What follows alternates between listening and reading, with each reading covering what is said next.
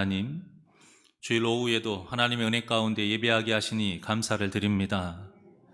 이 시간 주님께서 인도하셨사오니 주님 말씀을 통해서 만나게 하여 주시옵시고, 말씀을 통해서 하나님의 마음을 잘 새기고 앞으로의 삶을 승리하며 살아가게 하여 주시옵소서.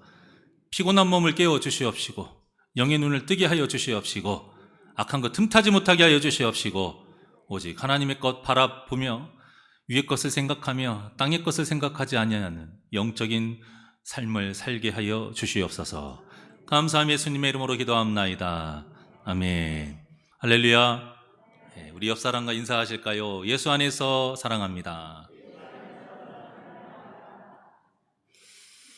네. 다시 한번 예수 이름으로 축복합니다. 오늘 말씀의 제목이 성령 충만하면 보입니다예요. 사실 결론을 마지막에 한참 뒤에 나올 것인데, 제가 미리 말씀을 드리면 성령 충만하면 무엇이 보이냐면 예수 이름이 보입니다. 성령 충만하면 내 힘대로 사랑하는 거 아니고요, 내 힘대로 돕는 게 아니고, 내 힘대로 예배하는 게 아니고, 예수 이름으로 돕고 예수 이름으로 사랑하고 예수 이름으로 예배하는 것입니다. 그러니까 이 성령 충만의 의미를 우리가 바로 알고 좀 새기고자 오늘 말씀을 전하려고 합니다. 그리스도인들이 신앙생활을 하면서 다 알고 있어요. 다 알고는 있는데 애써 외면하는 진리가 있습니다. 그 진리가 무엇이냐? 예수 그리스도를 믿는 삶이 세상에서 대접받고 잘 사는 복을 보장해 주지 않는다는 것입니다. 이것을 알아요. 아는데 애써 외면해요. 왜 그럴까요? 잘 살고 싶으니까. 나도 아프고 싶지 않으니까. 누구나 다 그런 마음이지요. 그래서 본문과 같은 이야기가 좀 읽기를 불편해하는 성도님들도 간혹 있으십니다. 본문의 상황이 어떻게 된 거냐면, 지금 세상 누구도 고치지 못했던 40년이 넘게 못 걸었던 그 한 사람, 그 사람을 지금 베드로를 통해서 걷게 됐습니다. 물론 예수 그리스도의 이름으로 나은 것이지만 지금 사람들이 보기에는 베드로가 낫게 한 것처럼 보이지요. 그래서 사람들의 시선이 지금 다 베드로를 향해 나아가자 베드로가 나를 볼 것이 아니라 예수님을 바라봐라, 예수님에 대해서 전하고 예수님을 주목하라, 이렇게 전합니다. 그리고 오늘 본문 4절과 같이 성인 남자만 이 5천이 넘는 수가 베드로와 요한이 전한 말을 통해서 예수님을 믿게 됐습니다. 이 정도로 지금 베드로와 요한이 복음을 전하면서 기적을 이루는 도구로 쓰임을 받았어요. 받았으면 우리가 보통 생각할 때 이제부터라도 꽃길을 걸어야 되지 않을까요?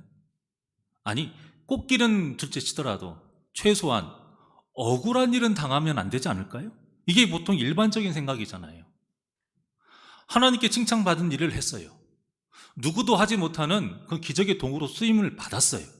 그러면 최소한 억울한 일은 안 당해야 되는데, 오늘 지금 무슨 일을 당했냐면 억울하게 또 잡힙니다.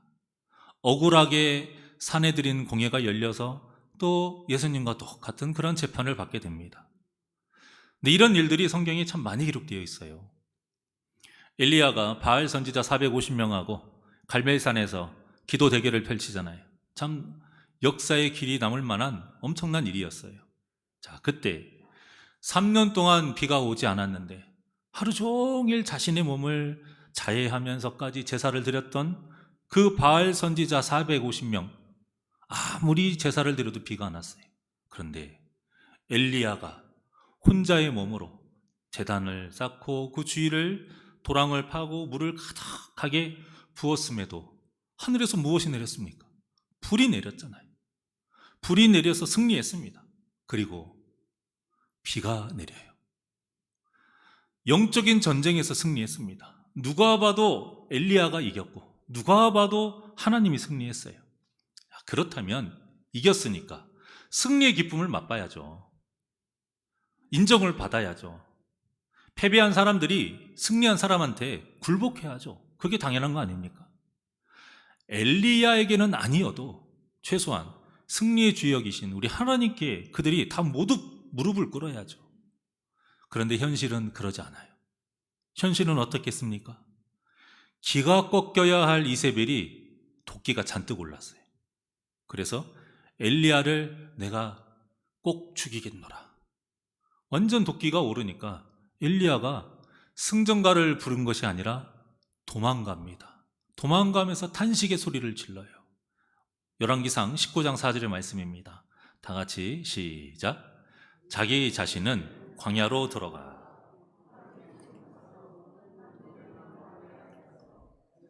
죽기를 원하여 이르되 여호와여 넉넉하오니 지금 내 생명을 거두시옵소서. 나는 내 조상들보다 낫지 못하니이다 하고, 이 말이 지금 뭐냐면 하나님께 막 따지는 거예요. 하나님, 저 이렇게 만들려고 지금 하늘에서 불 내리게 하시고 저 이렇게 만들려고 지금 비 내리게 하신 겁니까? 저 지금까지 할 만큼 다 했어요. 그러니까 저 이렇게 비참하게 더 이상 만들지 마시고 그냥 제 생명 지금 걷어가 주십시오.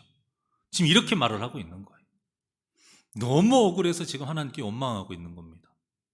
그런데 중요한 것은 이런 일들이 우리 모든 믿는 자들의 삶에 앞으로 비일비재하다는 것입니다.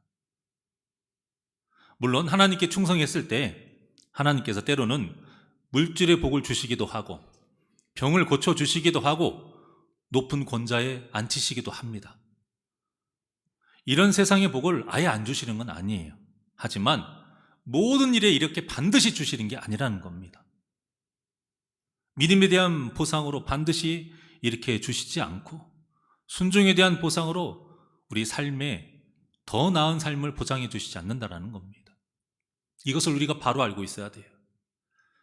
그래서 제가 목사로서 저는 강단에서 예수를 부자 되기 위해서 믿으라고 저는 선포할 수 없습니다.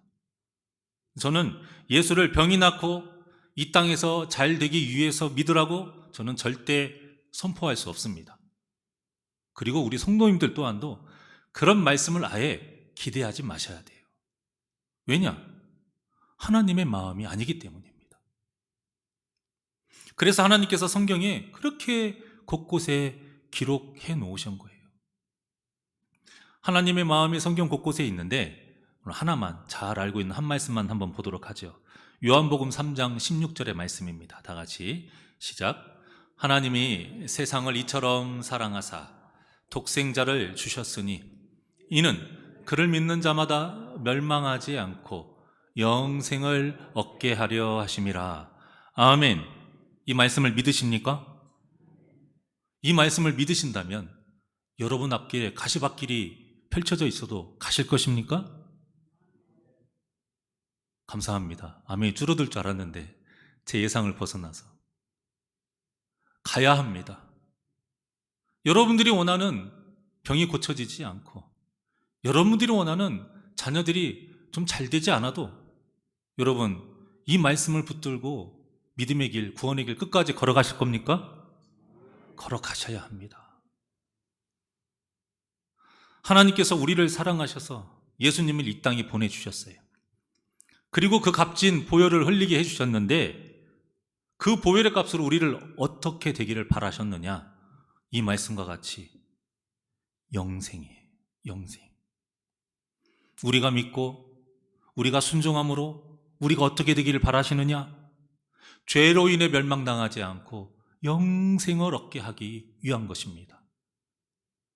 그래서 우리 믿는 자들의 목표가 무엇이 되어야겠습니까? 영생인 것입니다.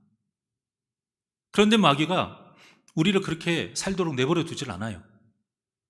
기도를 많이 하면 부자 되게 해주겠지. 심는 대로 거둔다고 하니까 우리가 헌금을 많이 하면 부자 되게 해주겠지. 그것이 아니란 말입니다.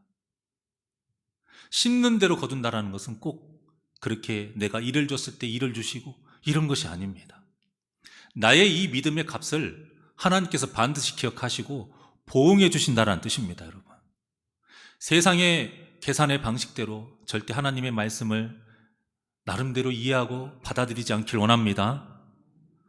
그 영생을 위해서 우리가 때로는 가난한 삶도 살아야 되고요. 그 영생을 위해서 때로는 우리가 병든 삶도 살아야 하고 때로는 억울한 삶도 살아야 합니다. 물론 우리가 이런 힘든 삶만 사는 것은 아닙니다. 그런 것은 아니에요. 하지만 우리가 영생보다 세상적으로 잘 살기 위해서 예수님을 믿는다면 우리가 진짜 얻어야 할 영생, 반드시 얻어야 할 그 영생을 잃을 수도 있다는 사실을 여러분들 잊지 않기를 바랍니다. 마귀가 하는 일이 이 진리를 잊어버리게 하는 거예요. 마귀가 하는 일이 영생보다 세상의 복을 더 크게 보이게 하는 것입니다. 마귀가 하는 일이 그래서 결국 세상의 복을 쫓게 해서는 신앙생활을, 헛된 신앙생활을 하게 만드는 것이 바로 마귀가 하는 일이에요. 지금 본문에서도 억울한 상황에 놓여 있습니다. 그리고 이 사두개인들을 통해서 베드로와 요한을 지금 넘어뜨리고자 마귀가 끊임없이 역사하고 있어요. 그런데 이 마귀의 역사를 베드로와 요한이 믿음으로 이겨내고 하나님께서 원하시는 그 모습으로 승리를 합니다. 지금부터 그 이야기를 차근차근 이제 풀어가면서 우리도 어떻게 해야 이 베드로와 요한과 같이 억울하고 힘든 상황에서 승리할 수 있는지 알아보려고 합니다. 지금 베드로와 요한을 공격하는 사람들은 한마디로 말하면 사두개인들입니다. 이 사두개인들이 누구냐? 당시 종교 지도자들, 또 최고 권력자들, 이런 사람들이다, 그냥 대충 이렇게 이해하시면 돼요. 많은 제사장들과 서기관들이 대부분 다 사두개인들이었고요. 이들은 종교적으로 높은 위치에 있으면서 정치적인 힘도 있고 지극히 현실주의자입니다. 아주 현실주의자예요. 하나님에 대한 말씀도 그렇게 받아들이는 사람이에요. 이들은 로마 정부와도 굉장히 밀접하게 연관이 되어 있고요. 권력의 단맛을 아주 잘 아는 사람들이에요. 자, 그러다 보니까 자연스럽게 그들의 삶이 어떤 삶이냐? 부유했어요. 굉장히 부유했어요. 성전을 통해서 잘못된 돈, 검은 돈을 착복했고요. 그래서 많은 부를 누렸습니다. 그들은 이 모세 오경만 받아들였고요. 부활도 믿지 않았고 영적인 존재, 천사 믿지 않았습니다. 그래서 내세 신앙이 없어요. 내세 신앙이 없다는 건 결국 무엇입니까? 지금 이 땅에서 사는 동안에 잘 사는 게 최고인 거예요. 그러니까 이들에게 복은 뭐예요? 잘 사는 거예요. 잘 사는 사람이 하나님께 복받은 자고요. 건강하게 사는 사람이 하나님께 복받은 자고, 권세 있는 사람이 하나님께 복받은 자예요. 이 사두개인들의 교리가 이런 겁니다. 그런데 지금 예수님의 부활을 전하는 이 베드로와 요한, 이들의 메시지가 거슬리는 것이 당연한 거죠. 오늘 본문처럼 한 번의 설교로 지금 성인 남자만 5,000명 이상이 개종을 해버립니다. 유대교에서 그리스도교로 개종을 해요. 그러니까 사두개인들에게는 엄청난 위험 요소인 것이죠. 그냥 위험 요소가 아니고 현실적으로 자기네들의 부도 또 적어지고 권세도 적어지는 굉장히 현실적인 타격을 입습니다. 그래서 한번 제대로 손을 봐줘야겠다, 기회를 엿보고 있는데 딱 걸린 거예요. 그게 무엇이냐? 성전 미문에서 40년 넘게 못 걷고 있던 그 거린을 이렇게 세운 거예요. 이렇게 세웠는데 그때 뭐라고 했느냐?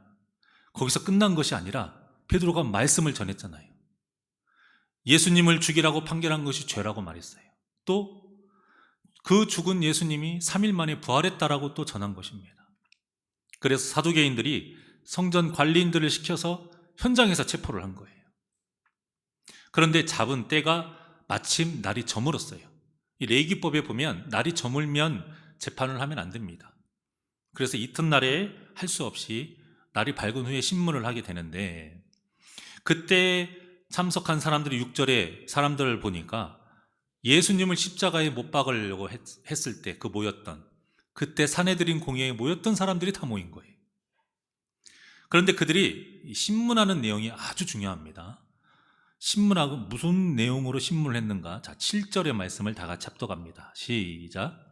사도들을 가운데 세우고 묻되 너희가 무슨 권세와 누구의 이름으로 이 일을 행하였느냐? 자, 지금 사두개인들이 이렇게 질문한 것을 역으로 우리가 풀이를 하자면 무슨 말이냐면, 이스라엘의 하나님의 권세, 하나님의 이름이 아닌 다른 권세와 다른 이름으로 행하면 무엇이 된다? 죄가 된다라는 거예요. 그러니까 간단하게 말하면 이단인 겁니다. 이단. 이들이 지금 뭐라고 묻는 거냐면, 니네 이단이지? 이렇게 묻는 거예요. 지금 누구 이름으로 누구 권세로 지금 이런 일을 벌이는 거야? 이렇게 세우는 것이 중요한 게 아니에요. 이들에게는 예수 이름이 딱 나왔기 때문에 그거 하나만으로 올가미가 된 겁니다. 사두개인들이 예수님을 고발한 죄는 두 개예요. 신성모독죄, 성전모독죄. 한마디로 지금 예수님을 이단으로 해놓고 판결을 내린 겁니다. 그럴 수밖에 없는 것이, 이들이 지금 예수님을 재판하고 지금 베드로와 요한을 재판한 이 사내에 드린 공예가 뭐냐면 종교재판이에요. 종교재판. 종교재판에는 한계가 있어요. 종교재판으로 이들을 정죄하려면 가장 큰 것이 이단이에요. 그런데 이들은 이미 베드로와 요한이 예수 그리스도의 이름으로 그 40여 년 동안 못 걸은 자를 걷게 한 것을 알아요. 자, 사도행전 3장 16절의 말씀입니다. 시작. 그 이름을 믿음으로 그 이름이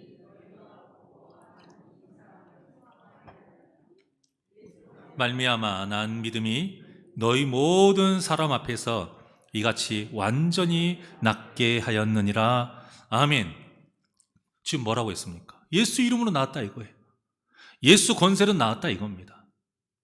이렇게 사두개인들은 이미 예수의 권세와 예수의 이름으로 베드로와 요한이 전한 것을 알고 있었어요. 그래서 그들을 이단으로 처벌하려고 지금 이렇게 물은 것입니다. 그러니까 지금 베드로와 요한에게는 빠져나갈 구멍이 없어요. 완벽하게 몰린 겁니다. 그런데 베드로가 어떻게 대답했는지 좀 길지만 오늘 본문 8절에서 12절까지 다 같이 잘 의미를 생각하며 봉독합니다. 시작. 이에 베드로가 성령이 충만하여 이르되 백성의 관리들과 장로들아, 만일 병자에게 행한 착한 일에 대하여 이 사람이 어떻게 구원을 받았느냐고 오늘 우리에게 질문한다면 너희와 모든 이스라엘 백성들은 알라. 너희가 십자가에 못 박고 하나님이 죽은 자 가운데서 살리신 나사렛 예수 그리스도의 이름으로 이 사람이 건강하게 되어 너희 앞에 섰느니라. 이 예수는 너희 건축자들의 버린 돌로서 집 모퉁이의 머릿돌이 되었느니라. 다른 이로서는 구원을 받을 수 없나니 천하 사람 중에 구원을 받을 만한 다른 이름을 우리에게 주신 일이 없음이라 하였더라. 아멘. 믿으십니까? 사랑하는 여러분, 이 베드로의 고백이 저와 여러분의 평생의 고백이 되기를 주님의 이름으로 간절히 소망합니다. 이 베드로의 고백 정말 대단한 거예요. 다른 때 했으면 그럴 수 있다 할 수 있어요. 그런데 지금 언제 한 것입니까? 예수의 이름이라는 말만 나오면 그냥 죽는 거예요. 그때에 지금 이렇게 말한 겁니다. 이미 베드로는 이들의 의도를 다 알고 있었어요. 예수 그리스도의 이름으로 병자를 고친 것을 시연하면 이단으로 몰려서 죽을 것 다 알고 있었어요. 그런데 베드로가 어떤 인물입니까? 예수님이 잡히셨을 때 도망갔던 인물이에요. 또 잡히신 예수님 그 주위를 맴돌다가 베드로를 알아본 사람에게 3번이나 부인을 했습니다. 마지막에는요, 어떻게 했냐면 화를 내면서 저주까지 퍼부었어요. 그랬던 지금 베드로가 죽는 것을 뻔히 알고 각오하고 이런 엄청난 믿음의 고백을 한 것입니다. 그래, 맞아. 너희들이 말하는 그 병자 예수 그리스도 이름으로 다 나은 것이 맞아. 너희들이 십자가에 못 박고 하나님께서 죽은 자 가운데서 살리신 그 예수 그리스도 이름으로 40년이 넘도록 걷지 못했던 그 불쌍한 자가 걷게 된 거야. 그러니 세상의 어떤 이름으로도 구원을 받을 생각하지 말아라. 이 마지막 말씀이 정말 대단한 말씀이에요. 그냥 그랬다가 아니에요. 예수님의 이름 아니면 구원받을 생각하지 말아라. 오직 예수 이름으로만 구원을 받을 수 있다고 지금 목숨을 걸고 베드로가 말한 거예요. 어떻게 이렇게 죽을 줄 뻔히 알면서 이런 고백을 당당하게 할 수 있을까? 여기에 대한 대답이 8절에 나와 있습니다. 8절 처음에 뭐라고 나와 있습니까? 베드로가 어떻게 됐다고요? 성령이 충만하여. 성령이 충만하니까 죽을 줄 알면서도 믿음의 고백을 할 수 있었던 것입니다. 성령이 충만하니까 예수의 이름이 무엇이 어떤 의미인지를, 그 진짜 의미인지를 알고 있는 거예요. 성령이 충만하다는 것은 지금 어떤 잘못된 그 은사자들과 같이 무슨 기적을 베풀고 금가루가 날리고 금리빨이 되고 갑자기 사람이 쓰러지고, 여러분, 이런 게 성령 충만의 역사가 아닙니다. 성령 충만하다는 것은 예수 이름의 의미를 정확하게 아는 거예요. 목에 칼이 들어와도 예수 이름의 그 권세로 믿음의 고백을 당당히 할 수 있는 것이 바로 성령 충만한 삶인 것입니다. 우리가 바로 알아야 됩니다. 사두 개인들에게 하나님이라는 이름은 뭐냐면 부적과 같은 의미예요. 부적. 우리가 수요예배 때 제가 전했죠. 이스라엘 백성들이 전쟁에 나갈 때 자기네들 생각으로 결정을 해서 무엇을 가지고 나갔습니까? 언약궤를 가지고 나갔잖아요. 언약궤를 가지고 나가면 하나님께서 역사하실 거라고 생각한 거예요. 그런데 어떻게 됐습니까? 하나님의 역사가 일어나지 않았어요. 언약궤 귀하죠. 귀하지만 하나님의 뜻이 없고 하나님의 뜻과 상관없이 그걸 사용하면 그것은 그냥 물건입니다. 아무런 힘이 없는 거예요. 이 사두개인들이 지금 하나님의 이름을 그렇게 사용하고 있는 것입니다. 하나님의 이름으로 부자가 되는 게 진짜로 알아요. 하나님의 이름으로 병이 없고 건강한 것이 복받은 것이요, 또 높은 권세를 가진 것이 복받은 것으로 알아요. 하나님의 뜻하고는 전혀 상관이 없어요. 그러니까 사두개인들에게 내세신앙이 없는 거예요.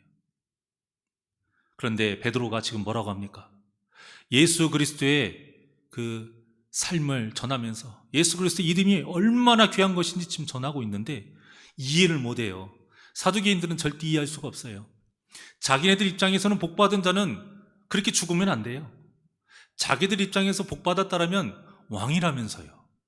예수님이 왕이라면서요. 그런데 어떻게 그렇게 비천하게 살다가 죽을 수가 있습니까? 자신들의 계략도 이기지 못하고 그렇게 고난을 당하다가 수치스럽게, 당시에 가장 잔인한 형벌, 가장 수치스러운 그 형벌, 십자가상에서 어떻게 그렇게 허망하게 죽을 수 있습니까? 사두개인들에게 예수님은 도저히 이해할 수 없는 존재예요. 하지만 우리가 믿는 이 예수라는 진짜 의미는 뭐냐? 천지를 지으시기 전부터 계신 이름이요, 지금도 역사하고 계신 이름이요, 영원까지 역사하실 이름인 줄 믿으시길 바랍니다. 다시 한번 말씀드립니다. 이 예수의 이름은 천지를 지으시기 전부터 있었던 이름이요, 지금도 우리 안에서 역사하고 있는 이름이요, 영원까지 역사하실 이름인 줄 믿으시길 바랍니다. 그래서 예수님이 요한계시록에서 자기를 이렇게 소개하셨어요. 요한계시록 22장 13절, 요한계시록 22장 13절의 말씀 시작. 나는 알파와 오메가요, 처음과 마지막이요, 시작과 마침이라. 아멘. 이 말씀은 처음과 마지막만이라는 뜻입니까? 아니죠. 처음부터 마지막까지. 처음에도 계셨고, 그래서 지금도 계시고, 앞으로 영원토록 계실 분, 이분이 바로 예수님인 것입니다. 그러니까 우리가 이 예수의 이름을 믿는다는 것은 무엇이냐? 이 세상과 이루어지는 모든 일의 그 시작과 끝을 예수님을 통해 알게 됐다는 거예요. 한마디로 다 보이는 거예요. 진리가 보여요. 어떤 것이 악한 것인지, 어떤 것이 참된 것인지 예수 이름을 통해서 보게 되는 거예요. 시작이 하나님의 사랑으로 예수님을 보내신 것이 보여요. 그 끝도 하나님의 언약으로 다시 예수님이 오실 것이 보여요. 여러분, 시작과 끝을 알고 있고 볼 수 있다는 것은 엄청난 일입니다. 제가 예를 하나 들어볼게요. 우리 작년에 월드컵 있었죠. 참 한국과 포르투갈 경기 다 기억나실 거예요. 생방송으로 봤을 때 우리가 얼마나 가슴 졸이면서 봤습니까? 우리가 16강 가기 위해서 이 포르투갈만 이겨서 되는 게 아니었죠. 우루과이가 가나를 또 이겨야 돼요. 그런데 경기가 1대1로 후반전 다 마무리될 때까지 1대1로 그냥 끝날 것 같았어요. 이대로 끝나는 거 아닐까? 굉장히 불안했습니다. 그런데 역전골이 탁 터지고 나니까 얼마나 기뻤습니까? 또 거기에다가 끝나놓고 우리가 기뻐할 수만은 없었잖아요. 그때 옆에서 하고 있던 우루과이하고 가나 경기가 또 그 결과를 기다리고 있었죠. 그런데 우루과이가 이겨서 결국 16강에 갔어요. 정말 다들 다 가슴 졸이면서 너무나도 기뻐하면서 그렇게 16강을 축하했었죠. 자, 그런데 제가 며칠 후에 다시 그 방송을 재방송으로 보게 된 거예요. 똑같은 모습의 경기를 봤는데 저는 이미 뭘 알고 있어요? 우리가 이긴 걸 알고 있죠. 또 우루과이가 또 이긴 것도 알고 있어요. 그러니까 그때처럼 가슴 졸이는 게 없는 거예요. 당연한 것이죠. 처음과 끝을 아니까 당연한 거예요. 이미 승리할 걸 아니까 포르투갈이 골을 넣어도 실망하지 않아요. 이미 승리할 걸 아니까 한국 골이 안 들어가고 골대를 맞아도 전혀 아쉽지가 않아요. 1대1로 지금 경기가 막 끝나가는데 전혀 마음 졸이는 게 없어요. 왜냐? 2대1로 이긴 것을 저는 알고 있으니까. 이처럼 우리가 예수 이름이 무엇인지 알 수 있다. 예수 이름만으로 이 땅의 시작과 이 땅의 끝이 어떻게 되는지 알 수 있다. 이것은 엄청난 것입니다. 예수 이름으로 우리가 무엇을 볼 수 있느냐? 영생을 볼 수 있다는 것입니다. 하나님의 사랑으로 우리가 창세전에 그리스도 안에서 택함을 받아서 시작된 것이 보여요. 어떻게 이 에베소서의 말씀을 우리가 이해하겠습니까? 그런데 예수님을 믿고 나니 내가 갑자기 선택받은 게 아니고 창세전에 예수 안에서 택함 받은 것이 믿어진다니까요. 그게 보여요. 그래서 지금도 예수 이름으로 나아가면, 예수 이름만 붙잡으면 반드시 승리한다라는 그것이 보이는 것입니다. 이것이 바로 성령 충만한 자의 모습입니다. 다른 것에 찾지 마십시오. 성령 충만하다는 것은 다른 것이 아닙니다. 예수 이름 하나만으로 나는 할 수 있다. 예수 이름 하나만으로 나는 보인다. 하나님의 말씀이 다 믿어지고 그래서 나는 모든 것을 감당할 수 있고 당당하게 살아갈 수 있다. 이것이 바로 성령 충만한 자의 모습이에요. 시작과 끝을 이미 눈으로 보고 있으니 뭐 마음에 두려움이 있겠습니까? 그러니 지금 베드로가 죽을 줄 알아요. 알면서도 왜 두려움이 없을까요? 보이니까. 내 몸은 이미 죽어도 비록 내 몸이 죽는다 할지라도 내 영혼은 영생을 얻을 것이 보이니까. 그러니까 두려움 없이 당당할 수 있는 것입니다. 그러고 보면 하나님께서 우리에게 말씀하실 때 항상 똑같은 형식으로 말씀을 하세요. 너희들이 순종하면 내가 약속한 이 복을 줄 수도 있으니까 한번 열심히 해봐. 이렇게 하셨나요? 그렇게 말씀하지 않으세요. 이미 복을 준비했어. 순종만 하면 돼. 반드시 이겨. 반드시 얻어. 그러니까 믿어라. 하나님은 항상 우리에게 이렇게 말씀하세요. 그래서 이스라엘 백성들이 여리고성을 정복할 때 맨 앞에, 행진하는 맨 앞에 제사장들이 뭘 가지고 나아갔냐면 양강나팔을 가지고 나아갔어요. 우리가 여리고성 어떻게 함락한지 잘 아시잖아요. 하루에 한 바퀴 아무 말 하지 않고 그냥 묵묵히 돕니다. 그것을 6일 동안 해요. 마지막 7일째 아무 말 하지 않고 7바퀴를 돕니다. 그런데 항상 그 앞에는 제사장이 뭘 들고 있었다고요? 양강나팔. 그리고 7바퀴를 다 돌고 양강나팔을 불면서 소리를 지를 때에 여리고성이 무너지는데요. 그때 그 양강나팔에 쓰인 히브리어가 소파로입니다. 이 소파로가 무슨 뜻이냐? 평화의 나팔, 승리의 나팔인 거예요.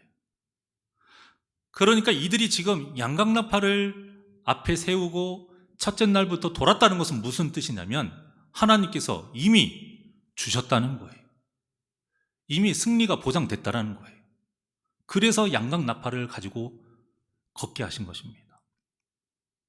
그러니 예수 이름으로 우리의 삶의 마지막이 지금 승리로 확정된 사실을 알게 되면 활짝 열린 천국문이 보이게 되는 거예요. 그래서 성령 충만한 사람은 베드로와 같이 두려움이 없이 담대할 수밖에 없는 것입니다. 우리가 믿음이 연약하면 가장 먼저 나오는 게 뭐냐면 두려움이에요. 불안함이에요. 왜요? 의심이 되니까. 하나님이 지켜주신다고 했는데. 그런데 의심이 되니까 아닐 수도 있지 않나? 불안한 것입니다. 그래서 성령 충만함의 가장 첫 번째 모습은 무엇이냐? 두려움이 사라지는 거예요. 담대해지는 것입니다. 보이니까요. 믿어지니까요. 확신을 하니까요. 우리 한국교회 사회도 이런 성령 충만한 분들이 얼마나 많이 있었습니까? 손양훈 목사님, 문준경 전도사님, 또 주기철 목사님, 엄청나게 많이 계셨죠. 이런 분들이 다 성령 충만해서 예수 이름으로 처음과 나중을 확실하게 알았던 거예요. 확실하게 봤던 거예요. 그러니까 험한 고난 속에서도 믿음을 끝까지 지키면서 아름답게 순교할 수 있었던 것입니다. 사랑하는 여러분, 이 능력의 이름, 예수 이름을 믿고 성령 충만함으로 승리하시는 저와 여러분이 되기를 주님의 이름으로 축원합니다. 말씀을 마치겠습니다. 제가 이 말씀을 준비하면서 문득 고린도전서 10장 13절의 말씀이 떠올랐어요. 너무나도 잘 알고 있는 말씀인데 한번 다 같이 시작. 그런즉 믿음, 소망, 사랑 이 세 가지는 항상 있을 것인데 그 중에 제일은 사랑이라. 아멘. 사실 오늘 말씀하고 별로 연관이 없는데 자꾸 이 말씀이 제가 생각이 나는 거예요. 이 말씀의 뜻은 우리가 잘 알고 있다시피 이 세 가지가 각각 있는 게 아니죠. 다 연결이 되어 있고 무엇보다 이제 사랑이 기본이 되어 있어야 한다는 것인데, 제가 오늘 말씀을 준비를 하면서 이 말씀이 또 다른 은혜로 이렇게 다가오는 거예요. 이 제가 개인적으로 느낀 은혜입니다. 성령을 충만하니까, 성령 충만해서 예수 이름으로 처음을 알게 되고 보게 돼요. 그러니 우리에게 무엇이 생길까요? 우리의 시작과 처음을 알게 되니까 믿음이 생겨요.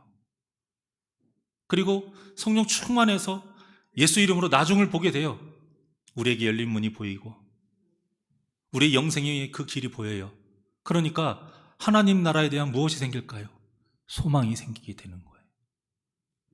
그래서 지금 내가 이 땅을 살아갈 때에 성령 충만해서 예수 이름으로 뭐 하면서 살아야 된다는 겁니까?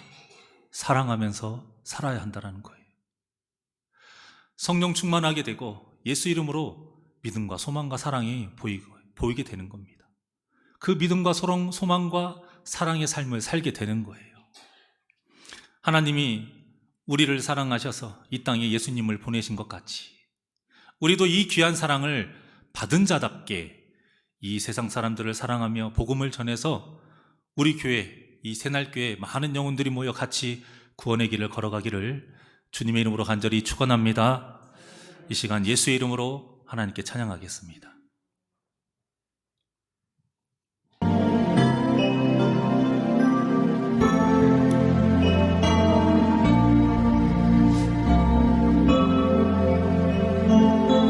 예수의 이름으로, 예수의 이름으로 나는 일어서리라.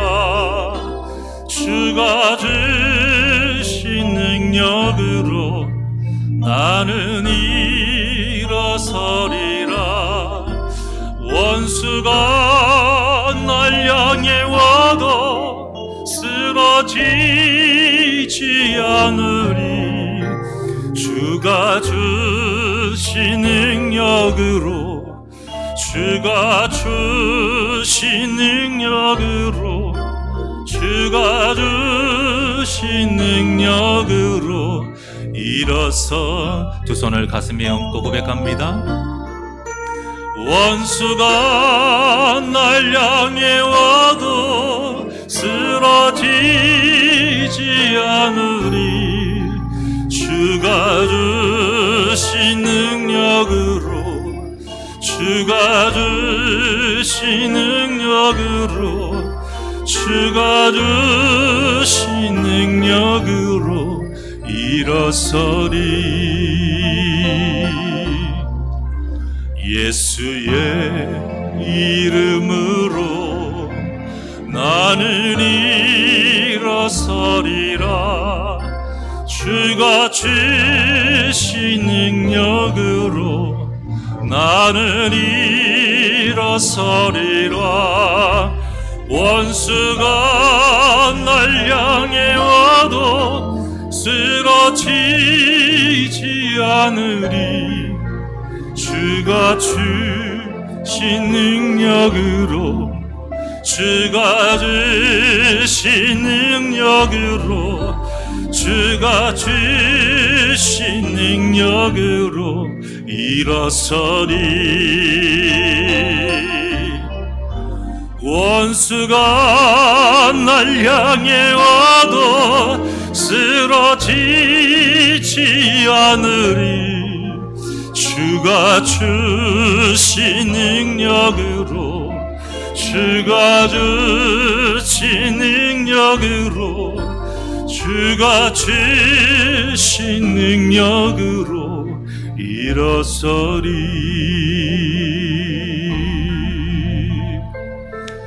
기도하시겠습니다. 언제나 우리를 도우시고 우리 곁에 함께 하시는 하나님 아버지, 우리가 이 세상에 무엇으로 나아가게 있습니까? 오직 예수 이름으로 나아가게 하여 주시옵소서. 그 예수 이름에 권세가 있습니다. 그 예수 이름에 능력이 있습니다. 우리의 자랑, 우리의 고집, 우리의 능력, 우리의 돈, 그것으로는 우리를 영생의 길로 인도할 수 없습니다. 우리를 죄에서 승리하게 할 수 없습니다. 우리를 하나님의 마음에 맞게 살아갈 수 있게 하지 못합니다. 성령 충만함으로 예수 이름이 어떤 의미인지, 예수 이름으로 펼쳐지는 그 시작과 그 끝과, 그래서 지금 현재 우리가 어떻게 살아야 할지 볼 수 있는 믿음의 눈이 떠지게 하여 주시옵소서. 주님 주시는 그 능력으로 이 땅을 승리하며 살아가게 하여 주시옵소서. 감사함이 예수님의 이름으로 기도하옵나이다. 아멘. 찬송가 191장 힘차게 박수 치면서 하나님께 찬양하시고 축도로 예배를 마치겠습니다.